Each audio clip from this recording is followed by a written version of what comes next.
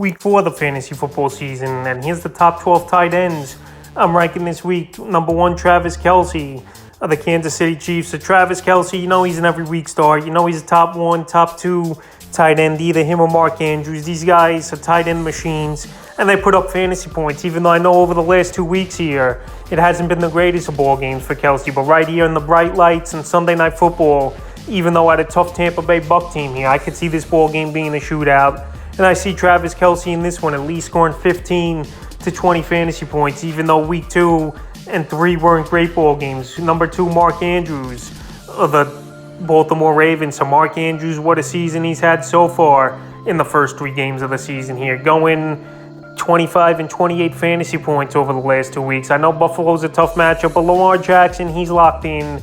He's on an MVP run right now. And Mark Andrews, he's a big target. That's a mismatch for any linebacker or any type of safety they try to put on him. He's a big red zone target.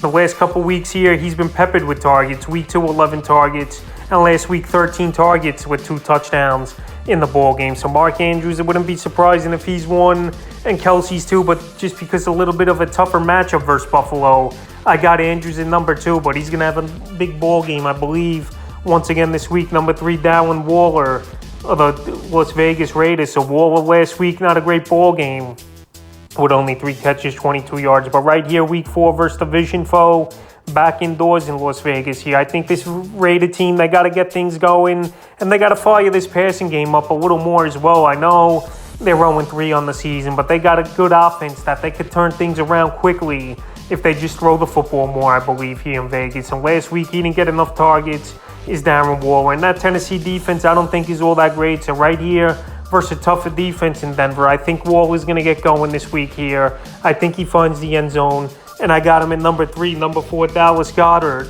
of the Philadelphia Eagles. So Goedert, I had in my start videos this week. If you haven't seen that, that's up on the channel as well. And Dallas Goedert, he's been a main target for Jalen Hurts over the last 2 seasons here. They had confidence in trading Zach Ertz away to the Arizona Cardinals. And Dallas Goedert, he's done the job so far. Week 2 versus Minnesota, 5 catches, 82 yards. And week 3 at Washington, 3 catches, 26 yards, and a touchdown. So another good red zone threat here for Jalen Hurts. And he's got an arsenal of weapons to throw to with A.J. Brown, Devonta Smith, Dallas Goedert, and this week versus the Jacksonville Jaguars. I know their defense is playing good and played great in the last 2 weeks, especially here.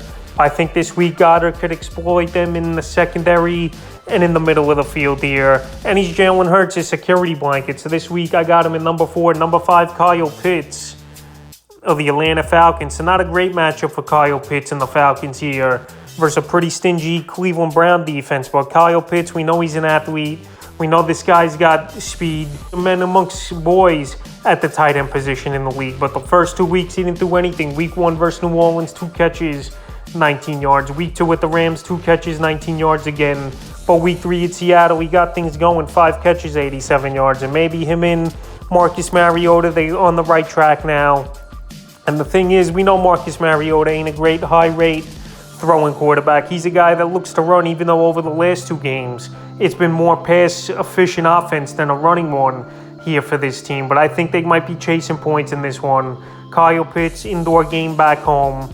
And this Falcon team, with him and Drake London, that's a good 1-2 combo to build off of. But this week, I got Pitts at number 5, and possibly he finds the end zone for the first time this season. Number 6, Zach Ertz of the Arizona Cardinals. So Zach Ertz, he's been playing solid football, especially in PPR leagues. So week 1 versus Kansas City, 2 catches, 14 yards, a touchdown and 2-point conversion. Week 2 at the Raiders, 8 catches, 75 yards on 11 targets. And week 3 versus the Rams, 10 targets, 6 catches, 45 yards. So right here, week 4, pretty solid matchup at the Carolina Panthers. And right here, like I said, he's getting a lot of targets, is Zach Ertz. In the last 2 ball games, 21 targets for him. It's been a pass-happy offense with James Conner not 100% with the knee injury. And another guy that Kyler Murray could throw to. Right now, Murray, he's not been looking to run under 100 yards so far this season here for Kyler Murray rushing the football. He's more of a passer this season. Hollywood Brown's been helping. Zach Ertz has been helping. And in this ball game at Carolina, I think Zach Ertz could get 40, 50 yards and find the end zone. Number 7, Tyler Conklin of the New York Jets. Tyler Conklin, he's been a surprise so far this season for this New York Jet team. And right now, I know Zach Wilson's coming back, most likely in this Week 4 game. It was Joe Flacco the first 3 games. And Flacco, we know he's a veteran. We know his best years are behind him, but he knows how to get the ball to certain guys into the tight end position, which we've seen throughout his career. So Week 1 versus Baltimore, 4 catches, 16 yards, a touchdown. Week 2 at Cleveland, 6 catches, 40 yards on 9 targets. And Week 3, his best game of the season, 8 catches, 84 yards.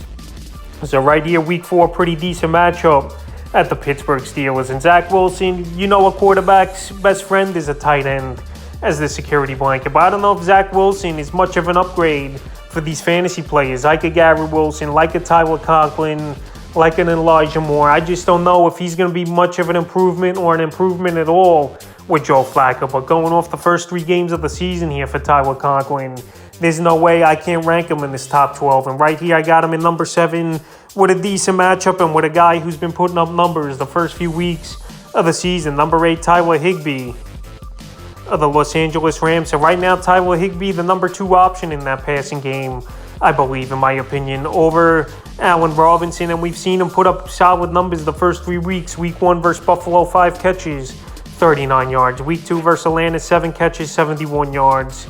And then Week 3 at Arizona, 4 catches, 61 yards. So the first 3 games of the season here have been solid in terms of targets for Tyler Higbee, with 24 targets the first 3 weeks. So that's a great number. And he's a guy that could do damage at the goal line. And this week here in a tough matchup versus division rival, the San Francisco 49ers, this team's, it's going to be a close ball game, I believe. We're going to see a lot of defense like we saw with Denver and San Francisco. I don't know if that much defense, where the final was 11-10, but anyway, I think Tyler Higbee can make a few plays here. And he's a solid guy to have in PPR leagues at the tight end position.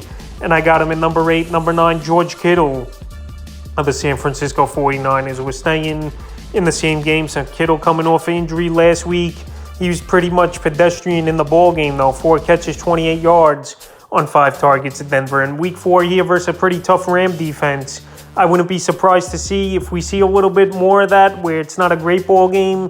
But I also wouldn't be surprised if Kittle has 12 or 13 fantasy points as well in PPR leagues. He's working his way back, so gets that extra day rest here is George Kittle after playing on Sunday Night Football, with this ball game being a Monday Night Football game here. And him and Jimmy Garoppolo obviously have a great rapport over the last few seasons, but Jimmy G also another guy that's got to work back into shape. He really didn't have a training camp coming off the shoulder injury, and he didn't expect, obviously, to see game time right away. Trey Lance going down in Week 2, but right now, George Kittle, I'm going to keep my expectations down for him a little bit. And I got him at number 9, number 10, Pat Freiermuth of the Pittsburgh Steelers. So I got Muth as a start this week on my videos for tight ends to start.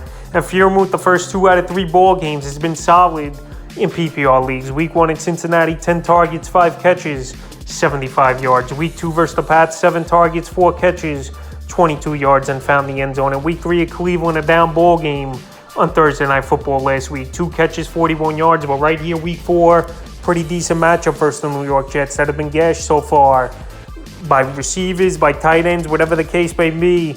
Teams have been picking them apart. But I know Mitchell Trubisky isn't a good quarterback, but I think he's at least serviceable to get the football to Pat Freiermuth versus a pretty weak New York Jet defense in this ballgame. So Pat Freiermuth, I'm going to play it safe with him. I got him in number 10, but it wouldn't be surprising to me if he puts up top 6 to top 8 numbers this week. Number 11, Gerald Everett of the Los Angeles Chargers. So Gerald Everett, the first 2 weeks of the season, had some good ball games. But last week, just that whole Charger offense was in disarray after Jacksonville went in there and shocked them and shocked a lot of people around the NFL. So Week 1 versus the Raiders, 3 catches, 54 yards, and a touchdown. Week 2 at Kansas City, 6 catches, 71 yards on 10 targets. And the last week, only 2 catches, 25 yards versus Jacksonville. So right here, Week 4, Houston, it's a good matchup. Keenan Allen should be back. Hopefully Herbert's a little more healthier as well. And as long as Keenan Allen's back, it's going to open up the field, especially the middle of the field, I believe, here for Gerald Everett to do some damage and make some plays. So right now, he's been dropped in 5% of fantasy leagues. But I think some fantasy owners jumped the gun dropping Everett because he's a guy that's athletic. He's a guy that he's a mismatch for most linebackers and safeties.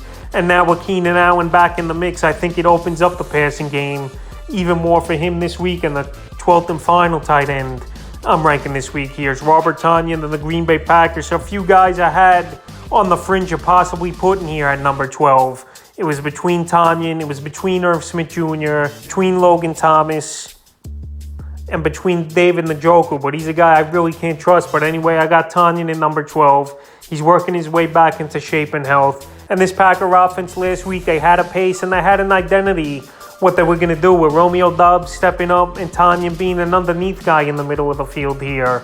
I think he's a decent option, especially in a good matchup versus New England that we saw got torched by Mark Andrews for 8 catches, 89 yards, and 2 touchdowns last week. So Tonyan, last week, best game of the season for him, 6 catches, 37 yards on 7 targets. And Aaron Rodgers, he looked confident last week. He liked what he saw from his receivers and tight ends. And I think in week 4, Tonyan could have a good ball game. 2 seasons ago, he was a solid tight end for fantasy owners. And right now, coming off the ACL injury, maybe he's working his way back into shape and being a player that could put up numbers. So that's the top 12 tight ends I'm ranking here for week 4 of the fantasy football season.